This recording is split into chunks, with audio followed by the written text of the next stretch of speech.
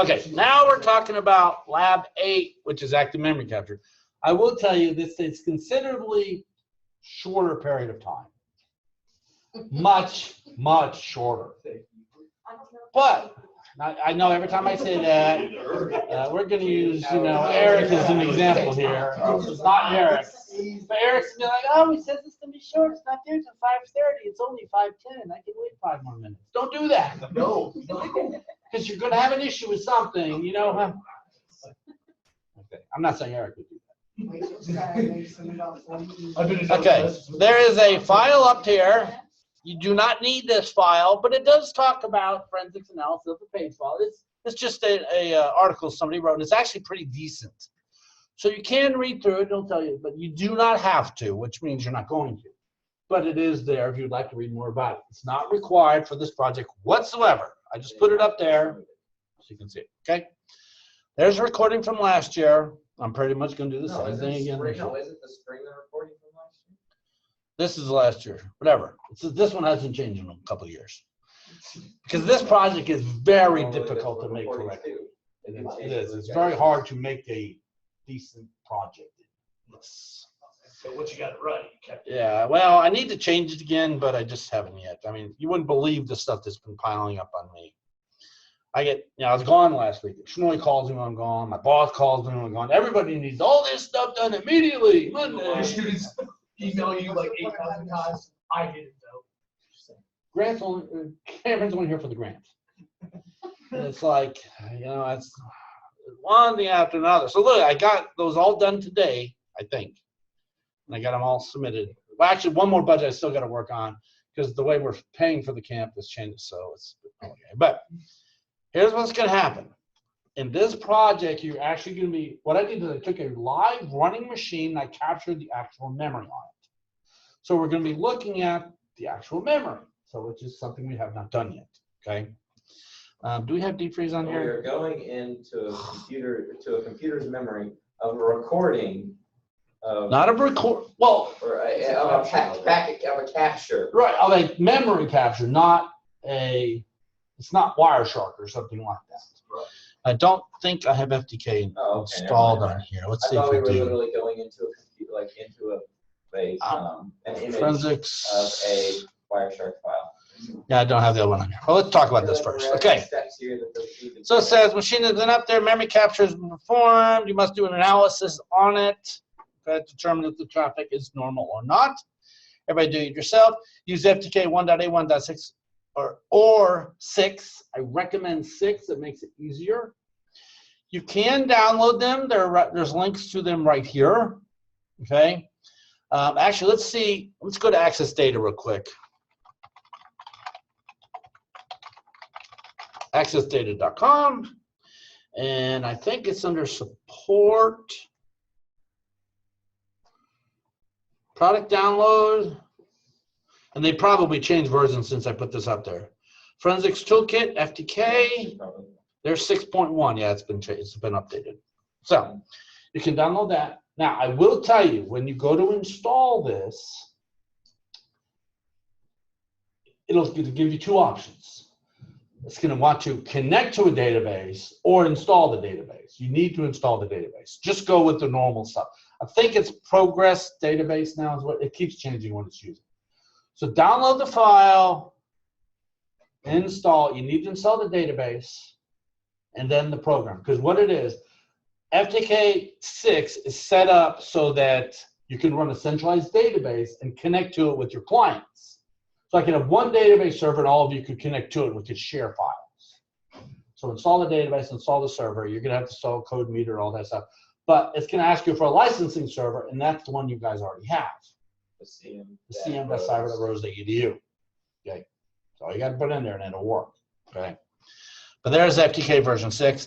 And if you want to, where's the other one? Let me find it. Where are you? Okay, there's another one. There it is. You're going to need PRTK soon. So if you want to download Password Recovery Toolkit 8, I mean, you're going to need it soon anyway. That's newer than the one I put up there. So, I mean, you might as well get that too. You're going to need it anyway. You don't need it for this project. You need it for, I think, 2 more from now. So I'm saying while we're here, if you want to download it, you can. Okay. So you're going to download that. And where'd my document go? Oh, it's over here. So we're going to get that. I'll open it up in 1.8, 1.6. It's actually easier in FTK6, okay, which I do not have installed. Now, under FTK6, you can do manage evidence.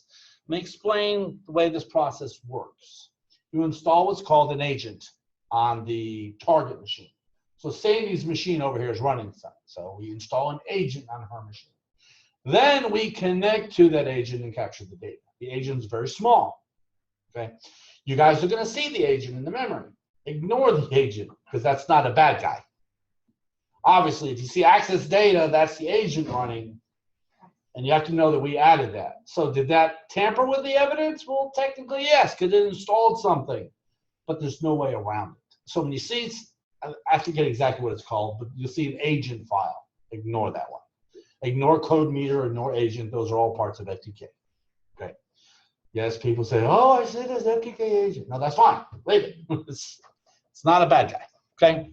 So under manage evidence, you click cancel. These are the exact steps you need. Under evidence, click import memory dump. Call it whatever you feel like. You can call it Lab 8. And then the evidence, once you do, you're going to point to the files, and the files are right here. Oh, do not get this one anymore. That's bogus. This link right here, no longer good. So ignore that one. Okay? Yeah, that's the one outside of vSphere. These links are the ones outside. Now, this first one is the actual memory, hence the MEM right here.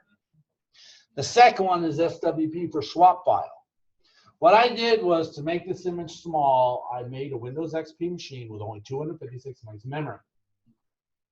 So it's very small, and there you actually see in the recording, there's a part where I say you can get extra credit if you can get the username and passwords of people, but you won't be able to because they were swapped out of memory. You couldn't get them.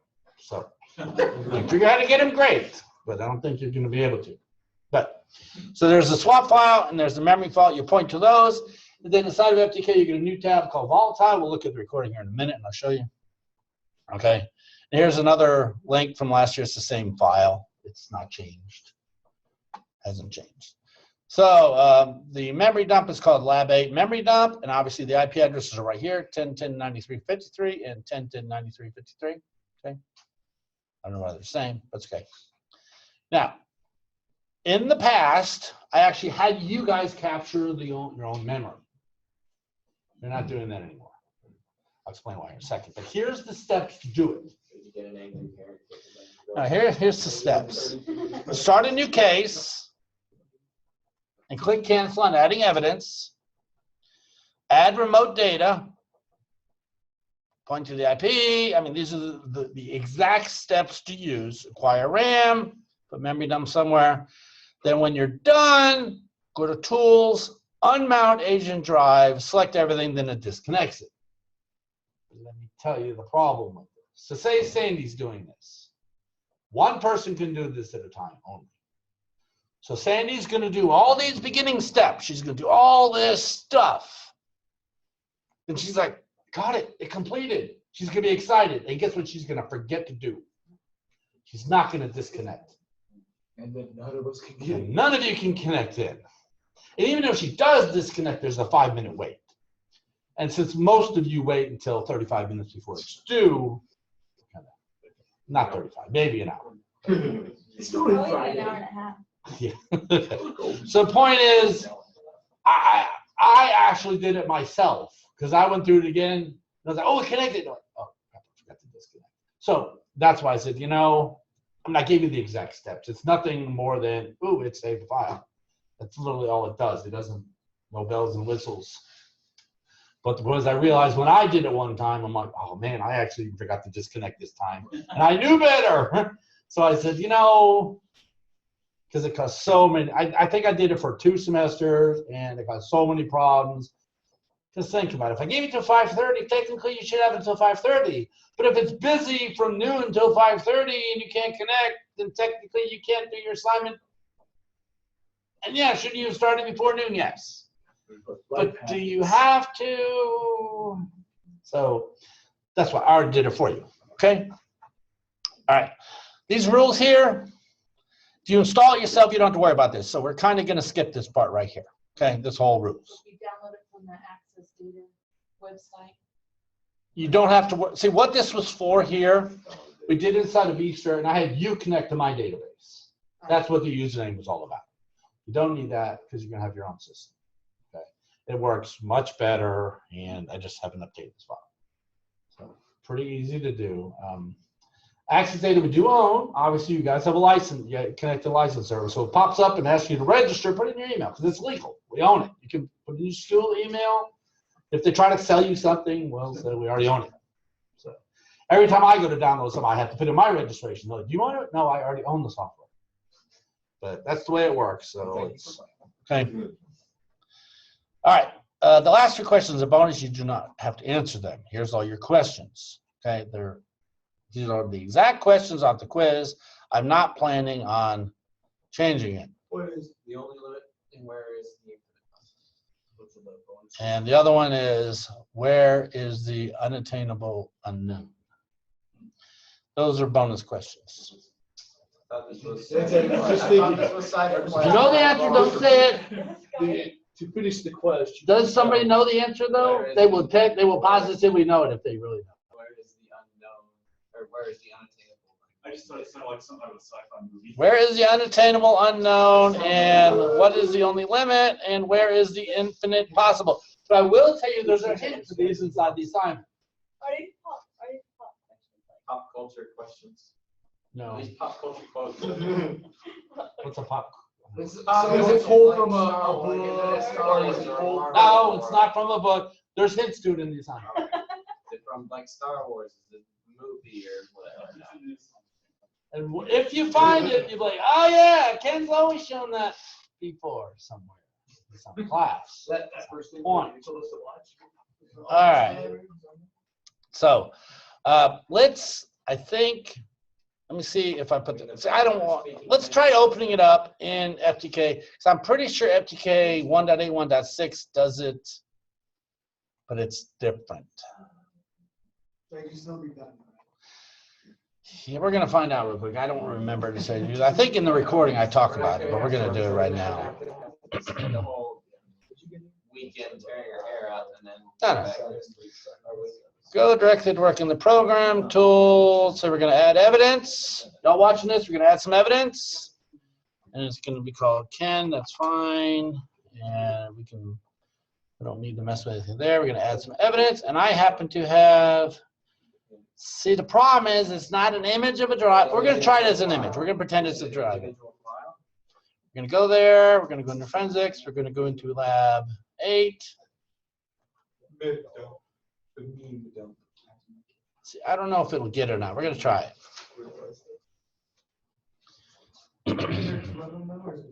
But this does not work nearly as good as FTK 6. Okay. So we got it. So you really can't see much of anything. So yeah, you can do it, but you're going to have to figure out how to read all that stuff. I don't even think this will manually file. I don't think it will. Let's try it. Data carve is, there's data carve. No, I meant like us have to do it. Like we did on the first project where we had to go back and what is this? No, you do not need to manually carve. It will do it all for you. Okay.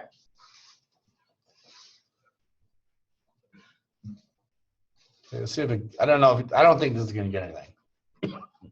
Because this program was written before I knew how to do it. It's pulling 10 JPEG files. Yeah, well, let's see if it got anything. Did it get anything? No, it didn't get anything. Yeah, there's nothing in there. There's nothing to get. Okay, yeah, so this one, let's try adding it as an individual file. Add evidence. If I remember right, it's still not going to be good. Let's do it in individual file this time.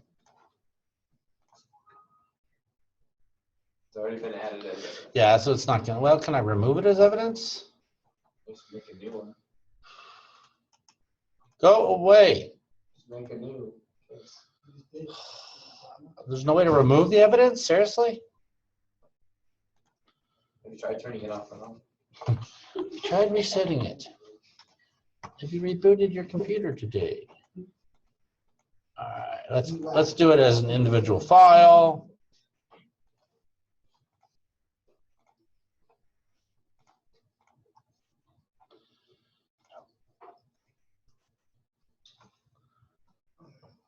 Well, okay, it's definitely taking longer this time. Doing something.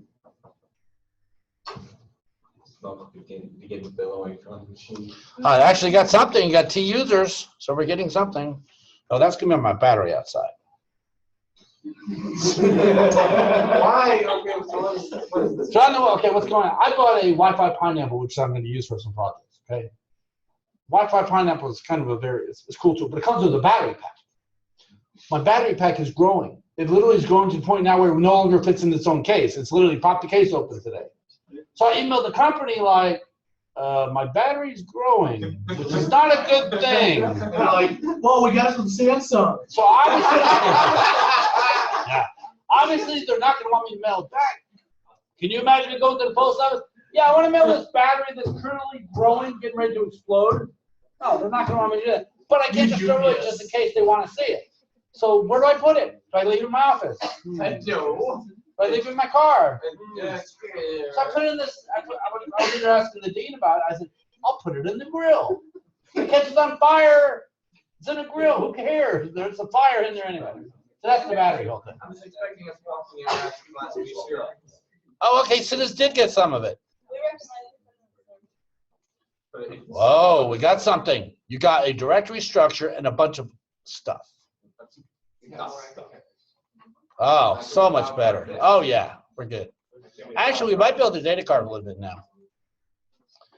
Let's do a little bit of data card. Let's definitely not that one or that one or that one, or we'll just do a couple of them so it's a little bit quicker. Let's see if we get some. do all of them? What? Do you want us to do all of them? No, because I don't want you to do it this way at all. I want you to do it in the other tool. It'll work much Oh, better. okay. I'm just showing you what this tool does. Because you can possibly get something out of here, but it's not great. I'll show you how you can possibly get something out of here in a second.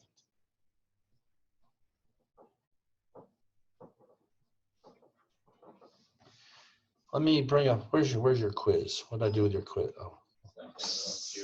I know it's an alt tab. I think if you alt tab, you Let's if you alt tab, I think you can get back to the. and that one.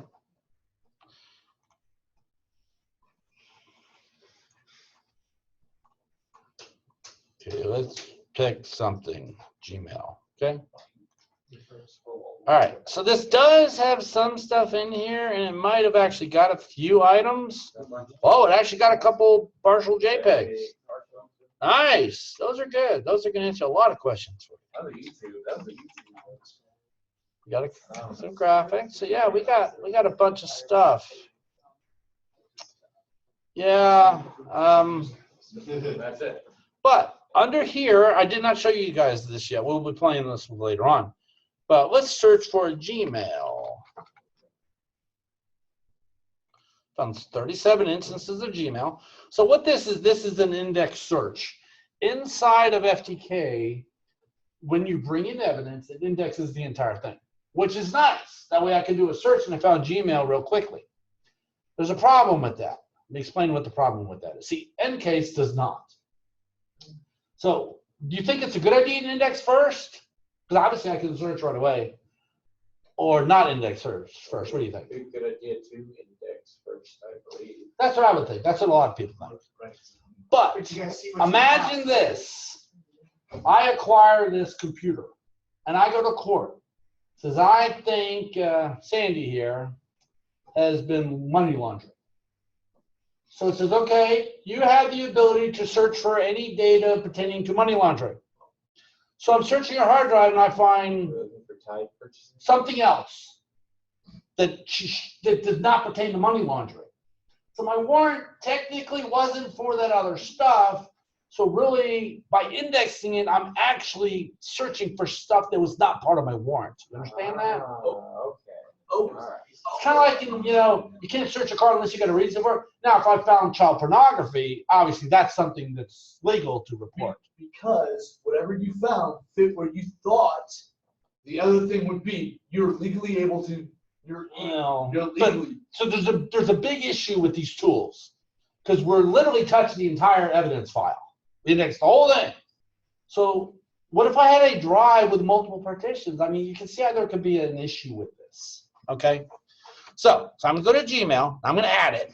If I go to Gmail and come on and I'll view results right here. All files. So I can go up here and I should, see there we go. I actually have Gmail and I can actually open it. So it does give me some stuff. Okay. So, I mean, it's not that it's worthless. Or other choice. Well, obviously there's something to do with forensics in here. And this is even this course number. If you look at it, CIT 2553. So there's something in here. So my point is you might be able to use the search feature to find something here, but that's all you're going to be able to get out of this. So there's really, other than the search, don't bother.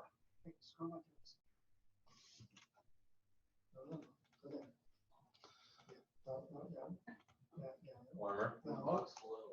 Yeah, the box below. Oh, this box? Yeah. Oh, I'll go up. make up your mind.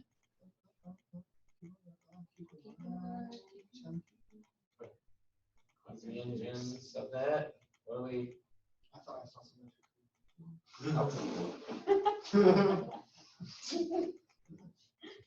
You can stop. Okay. But so my point is FTK 1.8, 1.6 will be good to do searching for specific text strings. And those are some of the questions. But if you bring it in 6, let's look at let's close this out. I'm not going to install 6 because it'll take forever. But what I'm going to do is bring up this recording and I'm going to go to the part where I think I showed you it. I did. All right. So, So watch myself. and put in a password. So this is connected to the FTK database server. And then you'll be good. That's all you really need to do. Well, I don't know if there's any password requirements. okay, so you're going to skip that. Basically, I mean, you can watch Oh, this. how to create a user account now? Pretty easy. So I'm gonna read Database that. and users. Right there. Okay. Come on, play. Nope. Okay. So there's the step where I did acquire evidence. Come on, play. I'm going to say evidence, import memory dump. What we did was I There you go. ran this program. I captured the memory, made a memory dump. In other words, I saved it to a file. Okay. Okay. To do this, I'm going to put it in an agent. Okay, see how I did that, and I did that, and then it's going to start analyzing it. So, I mean, you can watch this. I actually watched So through if the I whole say steps. C:(test2, now it actually. Oh, let me explain the step to you real quick.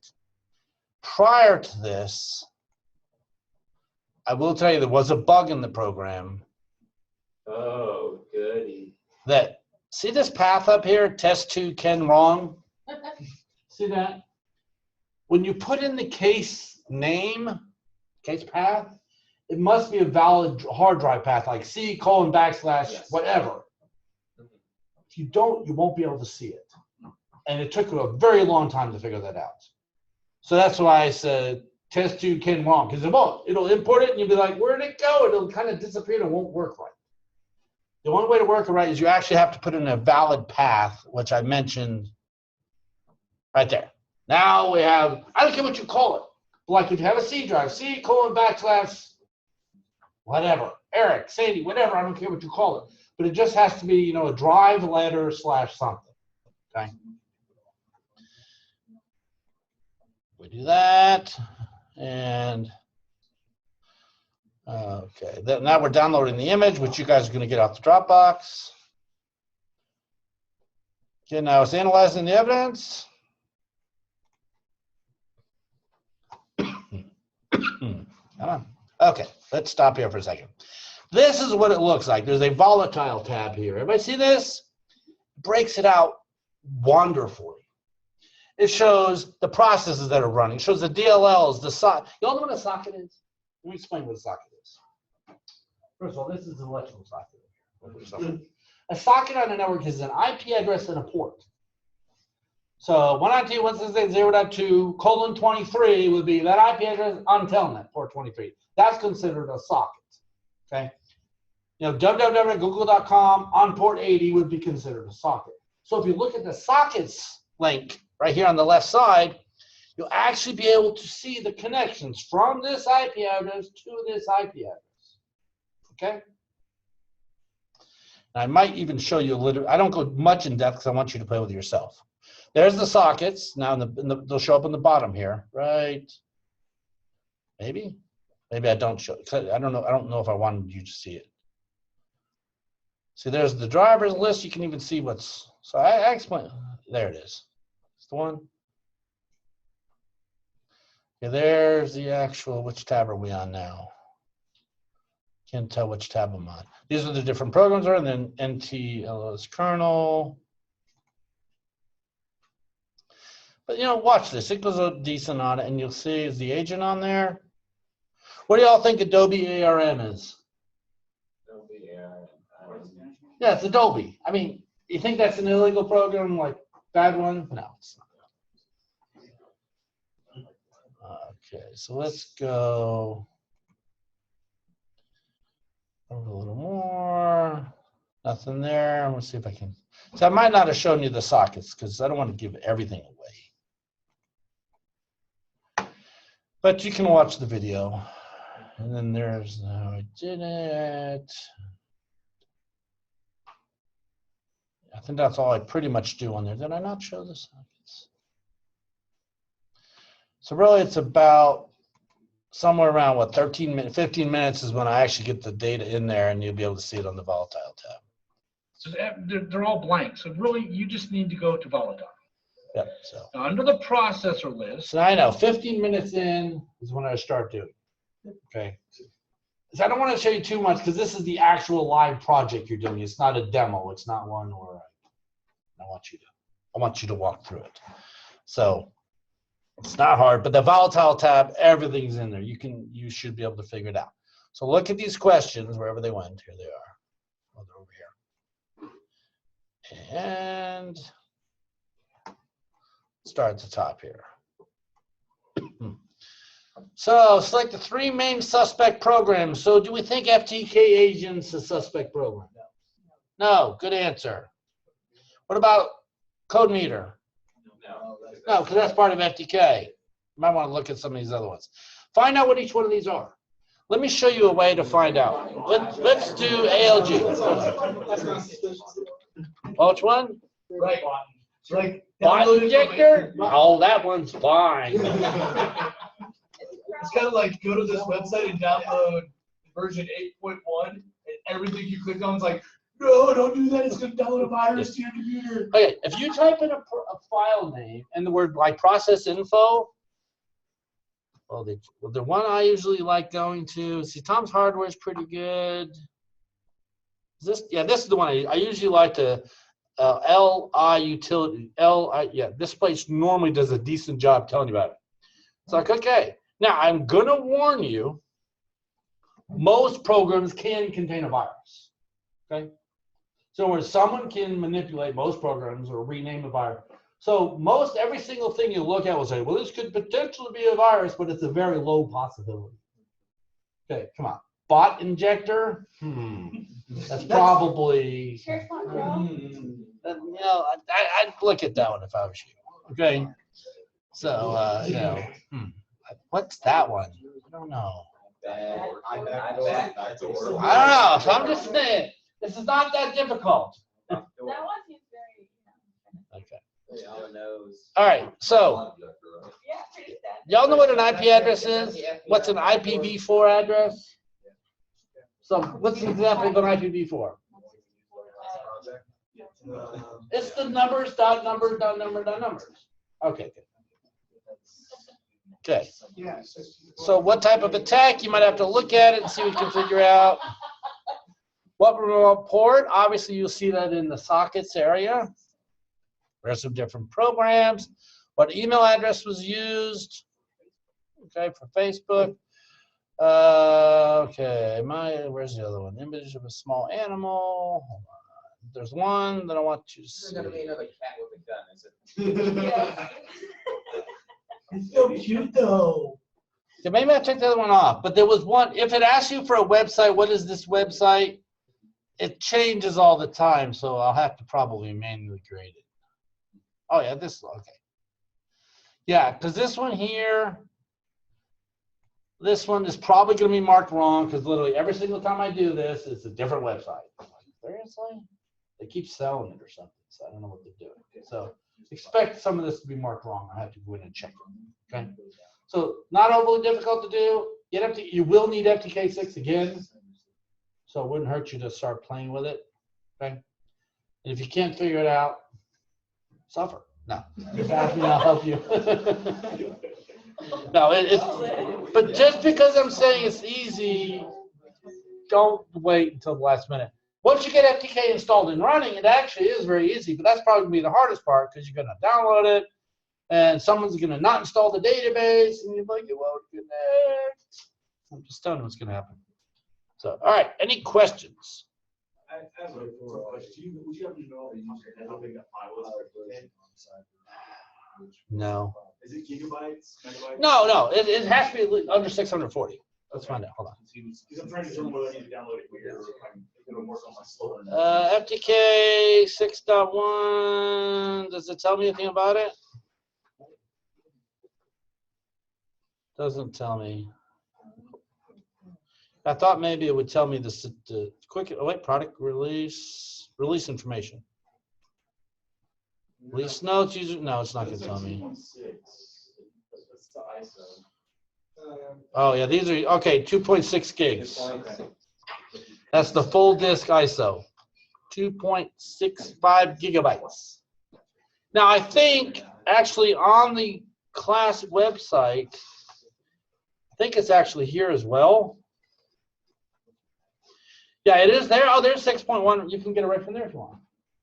So you can get it straight off of my website, unless I link straight to theirs. No, I'm getting it off of, where's it coming from? It's coming from my Dropbox account. Hey, and if you have not ever signed up for Dropbox, if you did, like, I mean, if you would, I will send you an invite. The reason is I need the storage space. When I signed up, Okay, good, thank you. Because every time I get like 20 more megs of space. Because that's the only reason I can store this stuff up there is because I need more space. the only reason I did it is because it like populated itself because I did it off your Okay. thing. So Yeah. I was like, Yeah. So I did it because Rose State doesn't pay for this in my personal account. It's just an easy way to put stuff. So, all right. What I might do is send you all an invite that way. If you haven't ever done it, just do it. It's free. They don't spam you, but it's handy. So, all right. Everybody okay on how to do all this? Oh, and it's going to download an ISO file. Y'all know what to do with an ISO file? I'm gonna say no. Windows 7, well, actually, no, Windows 10 will automatically open them, I think, doesn't it? Windows, okay. Well, there's a program called 7-Zip, which is also in here, I think, isn't it? That was a nightmare. Yeah, right here.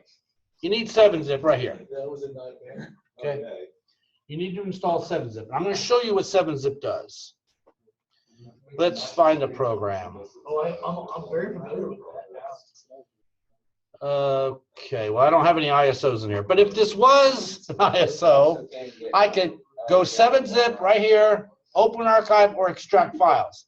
So what I would do for you, if I was you, I'd download the program, right-hand click on it, go 7-Zip, extract to. And it will then extract that ISO file into a folder that you can run. Now, you can also just do open. But let me explain what's wrong with just doing open. If you do open, it will open up the file in 7-Zip, and you can run setup from there. Most of the time. Sometimes it won't work. I'm just telling you, I've had more times than not, I go to run setup, and it's like, cannot open. In other words, it's a compressed file inside of a compressed file, and it can't get it. That's killed me about that. So extract from the folder, you know, this whole extract to, then go in there and run setup. Because if you do open and try to run setup, it will probably work. But not always, as you can attest to. There was the project that the first time you used the 7-zip file, Right. sent it to us, and I had a different zip drive that did 7 files. But what it wouldn't do is the things that were compressed inside. Right, yeah, because if the 7-zip file has another file inside of it, it can't get it, and it's like, fail, and you're like, what the It was heck? like, I hate you, go away. Yeah, It's okay, so saying, I hate your you. best bet is just to extract to whatever name it gives you, and then run setup. But if you do make that mistake, there is an option inside the manager, the suite, whatever you want to call it, to open outside of it. Yeah, And it will see, do if you open it, it'll actually show you all the files here. it. Right. Actually, let me make one real quick. So I'm gonna do 7-zip, I'm gonna do add to archive, and we're gonna call it that. Okay. There you go. I just made a 7-zip file. Now I'm gonna open this up with 7-zip, and they're right here. So technically, I could open this up and use it, but it's still compressed. Right. So if this was the setup and you go to run it, it might not work right. You can right click if it doesn't work. Right click. And you can say extract again, Right. can't you? Open inside. Is it open inside? Oh, open outside, okay. And then it will, when you click that, then it'll be like extract all. and Yeah. You just click. So your best bet, right click on it, 7-zip, extract to somewhere, whatever you want to call it, I don't care. And then once you do that, it's extracted, then it'll go into that folder and run setup. That's one of those ones where you're like, you learn by messing it up. Right, and 7-zip, and see, 7-zip could open up zip files and RAR files, but it's not the other way around. Zip cannot open up 7-zip files. So if you do not have 7-zip, get it. It's a wonderful program. Yeah, WinZip is cool.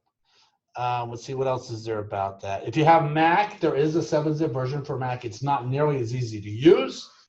It's kind of like you got to drag it on it. You have to take your ISO file and drag it on top of the 7-zip application for it to open. You can't just, right, it's not quite as nice. But, okay. But I will tell you, this last week when I was in that class, I did the entire class on my Mac. It was awesome because the entire class we did inside of Cali. I don't know, which was handy. But you know how you copy and paste with Control-C? Well, a lot of programs inside of Cali, like Hydra, for instance, if you're running Hydra and you hit Control-C, It does not work. well, it stops it. So I was walking through all these projects and they give us all this stuff where you type this command, but you could highlight it and copy it. So all the people with Windows would highlight this 200-character command. You Control-C up, just turned off their darn program. They'd start all over again. In Mac, I hit Mac Command-C, copy it all day long, and paste it, and I'm all like, how are you doing that so fast? The I'm like, drag and drop oh, method. I'm using a Mac. Sorry. But yeah, it was much easier. All right, any questions on this project? It is easier. It's taxpayer. You paid for my last 2 or 3. But just so you know, my wife has a Mac too that I bought. You're wearing? No, actually, they told me they were going to buy me a watch. Right now, no, I will be using my own watch. Your Surface Pros? And this is my phone too. I paid for my phone. Now they do have the phone, but no, that's not mine. I don't. Government paid Still for everything. laptop. Yeah, so. All right, no questions. I'm going to stop this recording and stop sharing. Do we even have anyone online anymore? Yes, we have one more. Okay. Let me stop the recording.